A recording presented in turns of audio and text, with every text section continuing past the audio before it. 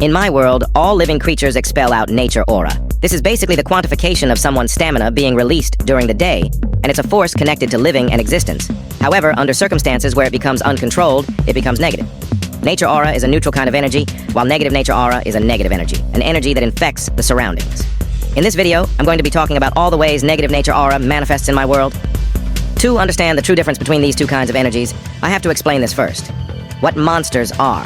Monsters form from cores made out of congregating negative nature aura that ends up forming a solid orb with the code of the monster inside. Think of it as a nucleus. Surrounding it is sludge of negative nature aura in a raw, liquefied state. On the outer layer is the form of the monster. Nature aura is able to mimic real things like fire and iron. Because of this, on the outside, the monster could make themselves out of something like metal, but on the inside, they are just sludge. Monsters are able to change their shapes, for example, extending one arm out really far, but most maintain one kind of shape due to the code within them. The desire of monsters is to gain more negative nature aura, as that is what their life is. Their primary way of doing this is by killing, which in some cases they prolong to get more. They do this because the main two ways to make nature aura uncontrolled is through death and uncontrolled feelings. There are several kinds of monsters, ones that wield weapons, ones made out of materials, ones that conjure more, etc. One of these types is a different kind of monster. This kind of monster still has a core, but instead of being made out of sludge, it is actually made out of material that was around them. For example, sand. These kinds of monsters are way more uncommon, but have mostly similar principles. What determines what kind of monster is created is location, amount of negative nature aura, and what the negative nature aura represents. For example, a dark ven is a kind of monster that is generated in multiples from a dead body. Dark vens represent aspirations undone, and that's why they normally come in over one. Monsters don't typically fight each other. Instead, we see how some of them are smart enough to work together, or how the weaker ones fight together in hordes to better secure their killing. Moreover, monsters typically have elemental abilities due to being made out of nature aura. Using the dark ven example again, they use darkness with their physical attacks. Plus, they are some of the weaker monsters, which you can tell as they fight in hordes. Negative nature aura symbolizes corruption on the world, and monsters are the affects. You destroy a monster by destroying or depowering its core, which ends up releasing the nature aura back as neutral nature aura. You are returning the negative to its original state. But what is the actual difference between the two energies on the surface level? Well, nature aura is able to give strength, growth, and is able to turn into the element or amped up version of it, unlike ray aura, which mimics elements. Moreover, it's 50 times stronger than ray aura. Negative nature aura is better at the strength part, but it's worse at the elemental part. Now with that out of the way, let's talk about why nature aura gets uncontrolled in the first place. Uncontrolled nature aura can happen from multiple causes, but the reason is because of your brain subconsciously releasing it in an uncontrolled way due to outside factors. You subconsciously release it all the time, so if something interferes, it becomes uncontrolled. Things that could cause this are feelings, not just your stereotypical negative ones, but other things like exhaustion, surprise, instability, or sickness. Another factor I brought up earlier is death. When someone dies, their body for a certain period of time will start releasing negative nature aura as nothing is controlling it. This is because both life and toxicity release nature aura, negative for the disgusting, neutral for the living. This is why in heavily polluted spaces you can find a high amount of negative nature aura. 4. The pollution, the fix is pretty simple. But what about for bodies? How can we prevent it? Well, the answer is pretty simple. Bury the bodies, trapping the negative nature aura by having it spread out diversely into the soil to either eventually turn back or later become aura shards. Shards of condensed nature aura, which when broken can turn into a blank aura, which will then turn into the aura around it. If you need ray aura, it's a good option. The unique thing about negative nature aura when separated from typical things like cursed energy is the fact we don't stop here. No. Negative nature aura doesn't just create monsters. Like I said, negative nature aura represents a corruption on the world. This doesn't just mean destruction, but warping what the world is supposed to be. I think this leads perfectly into the next thing, conduits. First, an explanation of something you can do with normal nature aura. When it comes to making normal powered weapons, how it works is that you take the weapon and embed neutral nature aura to code in the abilities. If you already inferred the answer, conduits are created when negative nature aura codes itself onto an object, for example a lantern of sheets of metal, warping how they look to turn them into weapons. These weapons can be used by both monsters and people. Conduits are unique due to how negative nature aura festers around them. Conduits power up monsters by giving them access to more negative nature aura. And these power-ups can be so intense that it literally warps what the monster was originally into something else. It's a symbiotic relationship. For the next thing, I need to go back to monsters and talk about the coding part again. Like I said, cores are basically the nucleus of a monster. They're code and DNA. Remember how I said the entire reason powered weapons work is because of coding with nature aura? Well, turns out you can do something similar with monsters, making your own. These people are known as conjurers, and they are basically able to purposely manipulate their nature aura to become negative and make cores to either mimic already existing monsters or code up their own. Manipulating nature aura, even negative nature aura, like this isn't uncommon. For example, the Chaosin's stone construction relies on this fact to be used. If you want to find out what that is, check out my race video. For manipulating neutral, well, you have things like seal techniques, passive buffs which use it. There are pretty clear levels to this shit. You can think of it like a video game. Some enemies just run to you and attack, while other enemies are smart enough to set up their attacks to trick the player and dodge attacks. Think of it like that. To make a really intelligent monster, you have to code for several different things, and it's this what separates the intermediate from the advanced, and the advanced from the masters. The main thing with core creation is that it has to be done quickly, or it wouldn't work. This adds on to the difficulty of making a really complex core. After creating a monster, you can only command it on how to attack, not anything else. So you can't do something like make a monster to heal you or do a job for you. They are machines of destruction, so are only really viable in fights. Because of this, we have some unique world building, like the fact that in most militaries there are units revolving around the concept of making monsters to manipulate and fight with. Unlike in our world, because of these units, several strategies revolve around them to the point where in wars, less people actually die when compared to our world. Moreover, using machines like tanks are uncommon due to how using powers is the easier way to defeat monsters. One of the ways they use monsters is as flanks or vanguards. Like how conduits form from the negative nature aura embedding into something, dungeons are created when negative nature aura warps an area and basically becomes a ground for monsters to live and a hotspot for rifts for almas. You need to clear a dungeon by stopping whatever is expelling the negative nature aura into the environment, then you clear out all the monsters. This tends to happen when someone dies with a lot of ki. You see, ki is basically your scientific strength proportional to your actual strength. Have 200% ki, then you can lift double of what someone of your build could. Having more ki means you expel out more nature aura, which leads the same for negative nature aura, but instead of it being proportional, it's more like a curving graph.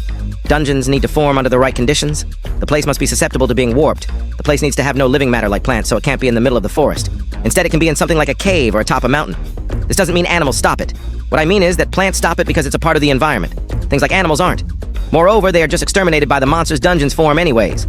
The main problem with why dungeons have to be broken, because instead of being an area, it's more akin to a cocoon. Like how monsters have symbiotic relationships with conduits, the same as for this area.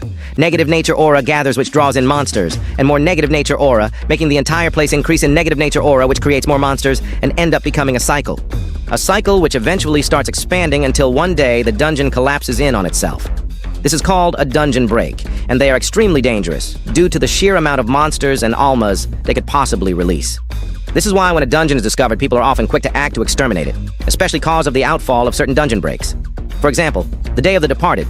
I talk about it in my Alma video, link in the description, and the main reason it happened was because several dungeon breaks happened at the same time. The way a dungeon's area is warped is in shape, elements, and space-time. Let's talk about shape first. A dungeon could do things like increase the amount of twists and turns by molding the area to its will, which is none. It's randomized, which is another reason why they are so dangerous. Next is elements, and to summarize, these elements can play a role in this. For example, turning the rock around into lava using the elemental part of the nature aura finally is space-time. This could be places warping to be like curves, even though it's a straight line, or the main thing of them being bigger on the inside than the outside. Once a dungeon is cleared, it won't turn back to normal until all the monsters are cleared, and it's given enough time to be rid of all the negative nature aura. Number 1 knows why rifts form in dungeons, but the guess is that it's linked to the body due to the fact that when extracted, they disappear. But what if you have something that is the inverse but the same thing? A labyrinth is a copy of the environment around it placed into a core-like object, which allows monsters and other things to fester inside, including aura shards. What makes a labyrinth dangerous is that unlike dungeons which break labyrinths can infinitely scale and be released when it's not fed enough nature aura to maintain itself, you could think of it as an equivalent of being a bomb that releases a horde of 500 raging bulls, but it's actually worse. Labyrinths have several layers to them which slowly expand the larger it gets. Labyrinths are basically the same as dungeons, but the reason they form are kinda different. Labyrinths can form anywhere, and the reason they do this is because their nature aura congregates like a core, but isn't able to fully form one, so instead it acts like a black hole. Moreover, it warps the area to eventually complete it and create this zone within it, amplifying the space-time traits of a dungeon to another level. There is something else similar to a labyrinth called an MOM Menagari of monsters. It's a zone overlapping with our real world and forms when there is negative nature aura, but monsters can't spawn for a reason, for example, a barrier. It's similar to a labyrinth in the fact it also makes a copy of the real world and uses it to make a maze. There is no proper origination inside, so you could be walking on windows. Inside, negative nature aura thrives as there is nothing to hold it back. It is basically an area where monsters are stronger and where monsters consistently grow. Sometimes rifts to these zones open up and someone can go inside by accident. The way you get out is by finding the core of the MOM, which is basically where it was first generated. You see, MOMs can consistently expand if there is negative nature aura not being put to proper use. This could make things range intensely. Once you get to the core, you can either use it to get out and slash, or claim the core. You are able to claim the core and gain access to control the MOM, not the monsters in specific, but they won't attack you when you have ownership. Moreover, you are able to go in and out as you please, which could allow for a pseudo-teleportation, or you could use it as one of the messed up of traps. It's basically a weapon that gives you access to an arsenal of monsters, conduits, etc. Next is cultured zones, also known as warp zones. This is a term to reference areas that have been warped by nature aura in different ways, normally space-time, hence their alternative name. This is what is used to refer to places like dungeons after they have been cleared, or these places occurring naturally.